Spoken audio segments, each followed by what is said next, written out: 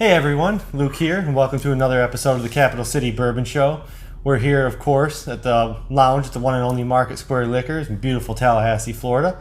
I'm here with my regular co-host, Alex Patel, the high horse himself, John Hill. Here. We're also thrilled today to have one of our good friends joining us. Hopefully he's going to be a regular addition to the show. It's Carl Acuff down there. Carl's a longtime bourbon whiskey enthusiast, longtime member of the Market Square Barrel team. Very experienced, great palate, so we're thrilled to have him here to taste some whiskey with us. Thanks, Luke. Appreciate it. So it looks like Alex put together some Four Roses for us today. Alex, why don't you tell us what we got going? So we're going to be sampling a single barrel from Four Roses, and then we're going to sample it against the Elliot Select of single barrel Four Roses. And when Brent Elliot was made master distiller, one of the first things he did was walk into a pretty cool rick house, I'm assuming, and pick some of his own barrels. So these are his barrel picks of barrel strength bottling. And so we're going to see how it differs from the factory blend and see if he was good at picking some juice Right. there. That sounds like a fun experiment. All right, well, gentlemen, I will honors of pass the pouring. glasses down. And We will start with the factory blend. About that. And the factory one that we're drinking today is 63% alcohol, and it's from the 2014 release. And the mash bill. The mash bill is OESF. okay, so that's the lower rye mash bill. That's 20% rye, I believe, for Four Roses. 75% corn, 20% rye, and 5% malted barleys. That's back in the day when Jim Rutledge was the master distiller. Yes. And Jim would choose these annual offerings blind. He didn't look at the formula on there, and he said, "I'm just going to pick the best one I can pick." And that's what this one turned out to be that particular year. And the F on the strains of the yeast is the one that's supposed to be a little fruitier, right? Correct. I believe that's right. And I think you'll find that. Let's see if it's right. Let's see it. The mystery box. Yeah, that proof is there for sure. It's got a nice nose. It's got a nice jammy nose. Yeah. Kind of marmalade, wouldn't you say? Very much so. Oh, John. Yeah. Oh, John. Did you take your neighbors a bottle of marmalade, speaking of which? You got to greet him to the neighborhood. Not yet. That does have some nice fruitiness to it. There's no question about it. And you get a little bit of dark cherry in there and a little bit of vanilla. It's got a nice spicy vanilla on the tongue, It's and on then the tongue. it goes a little sweet to kind of honeyish for me on the finish there on the back, on Yeah. the way down. Yeah, a lot of sweetness on the back end of the finish. But, I mean, you get that proof right there on the palate. Yeah, But and it mellows on your tongue. I mean, Yeah. so it hits the tip of your tongue pretty hot, but by the time by the time you're hitting the finish on your palate, it's really softened out a lot. Yeah. Spectacular. Yeah. Pure and simple. Very nice. I love the Four Roses. They're a little bit more complex, I think, than what a lot of folks are making in the way of bourbon. In fact, that they've got 10 different Exactly. formula to choose from, and this one just dances on the tongue, but it's sort of like a little bit of a dark dance. Yeah. And then after, of course, Seagram took him over in the 40s, when Rutledge started really taking over, he basically had to reintroduce the brand to people because Seagram's basically had used it as an export for somewhere from the 50s until the late 70s. And Carl, even back then, 2014, or just a few years prior to that, they were exporting as much as 85% Oh, yeah. of Goodness, their yeah. product. Wow. And some of those Japanese exports are pretty nice, too. Yeah, that spice for me really amped up as I kept drinking it here. It's Pretty consistent. I put a couple of drops of water in there, and it really brings out like the fruits on it. It kind of tastes like a nice jammy to me on this one. There you go. Open Jammy. it up with some new water to term, take that jammy. heat off. I wouldn't mind making some French toast with a little dash of this, I'll tell you what. Why am I not surprised? You don't put bourbon on your French toast? I thought that's how everyone ate it. No, with this one specifically. Well, So that's an F. And that was the factory. OESF, right? Yeah, Correct. be clear on that. We don't want to skip it enough. And when we picked these bourbons, back in the day, back in 2010, 11, 12, 13, 14, We didn't look at the what it was either. We tried to pick the best barrel, and it was surprising how many times you'd come up with a OESO or Right. OESF or something like that, when the public tends to gravitate toward that OBSK or OBSV, and Right. it's not necessarily so. It's good in every formula. It was like we did that about 6 years ago. We all went over to a friend's house and did all 10 mash bills in one sitting. And we did it like a library group where nobody talked, typical kind of tasting thing, and we all were taking notes.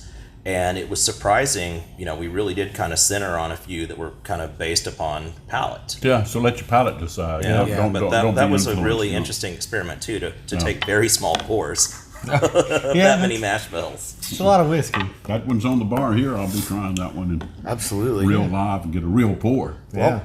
Let's. I'm very curious to try this. Brent Elliot. The recipe is OESK. It's aged 14 years, and it's got a 52% alcohol percentage. Yeah. Alcohol number. And Brent's been there and had chief for about 5 years now. Since 14, I believe. But he was there with Jim Rutledge, Forever. working the thing Forever, for yeah. many years before that. So I'm very curious to try this. I've not had this one before ever. Well, it's interesting that the first thing he came out with his name on it, and as you noted, his picture. Yeah. He picked OESK, and once again, you're going Thank through you. there and you just pick the barrel that is the one that says, this is the one I want to put my name and my picture on. All right. Oh, wow. Wow. It's, Double wow. it's got a toffee nose, nice caramelly, Oh, yeah. I'll have to take a sip of water just to extra cleanse that palate. And this even one- for being the low rye, it still has a really, really nice spice on the nose. I'm having a little trouble pinpointing what I'm getting here. This one's throwing me a little bit of a curveball. Well, that's not going to help. And what was the recipe on this one again? It's a OESK, right? Okay. And so is that the spicy? The K is the spicier man. of the It's floral. of the yeast. It's a floral. Yeah, I'm getting some floral notes on the nose. Yeah. That is so smooth. It's just silky in the mouth, right on the tongue. What was the proof on that one? It's 52%, so probably in the 90s. Yeah, but I'm surprised. It's very, very smooth. Goes across the palate, nice mouthfeel. But again, like you said, kind of trying to pick it apart. I'm still not able to pick it apart because There's a lot there. there's an awful lot Well, there. it's a lighter approach to the palate than the other one is too, Yeah. and it's no question it's floral, and it's got a lot of sweetness to it. A lot of Lot of herb. sweet. I like It's this quite a lot. easy to drink. I can see why you picked it. But Yeah, it's sweet absolutely. without being sugary.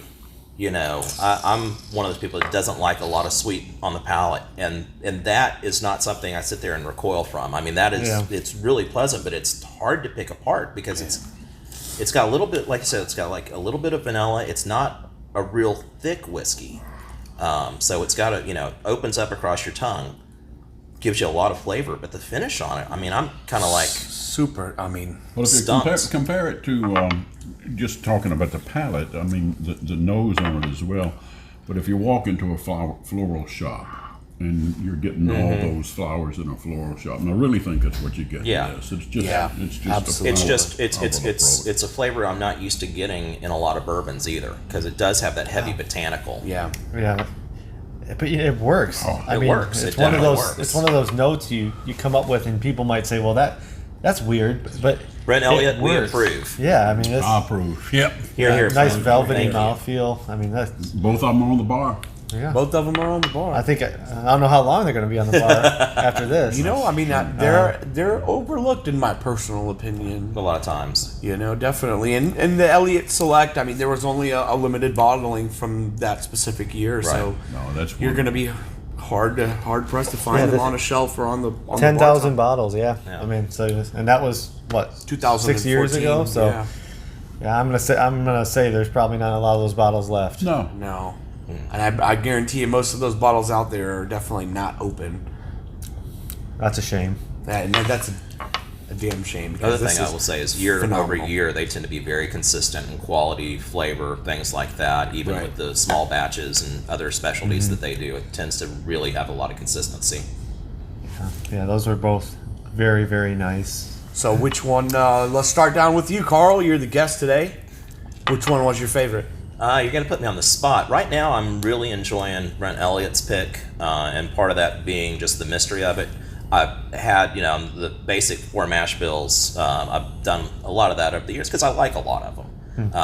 But definitely, I'd say today the Brent Elliott pick is going to be top. Yeah. How about you, John? Howard? I kind of think I'd go with Brent's there, but just by a hair, and more or less depending on my mood on any given day. That's a little bit of a lighter and brighter approach, and the other one's a little bit more big boy. Yeah. Yeah, you took the words right out of my mouth. Normally, this is my type of whiskey, high proof, a little more sharp, not as complex, not as smooth. Those are my favorite things about whiskey. But that Elliott Select, so complex, and it's one of those whiskeys you put in a glass, and half an hour later you're still nosing the thing, trying to just break it apart. Flavors just pounce. Yeah, and so I think I got to throw my weight behind that one as well. Yeah, I mean, 100%. I think 100%. the factory blend of the single barrel is a nice winter drink, with a cigar around the fire, and I feel like the Elliott Select is a good springtime. It's crisp, it's sweet, it's floral, Good. but it's not going too much in any direction. Good. Well, this is, I think, Right the on. first time we've ever had a consensus on the show, so that's good. That is. What about the leather in the? There's no leather on these. Okay. Not today, High Okay. Horse. I'm gonna try them later. I think we're gonna pull some leather out of there. There you go. All right, everyone. Well, thank you again for joining us. We're gonna do something a little different. I think next week we're gonna put up a poll and let y'all pick what we're gonna taste. We're gonna try to come up with 4 or 5 different comparisons to do. Maybe some barrel proof, maybe some limited releases. And we're gonna let y'all vote on that. So keep an eye out for that poll when it goes up. Hopefully in the next couple days here. But thank you again for joining us. And as always, cheers. Cheers.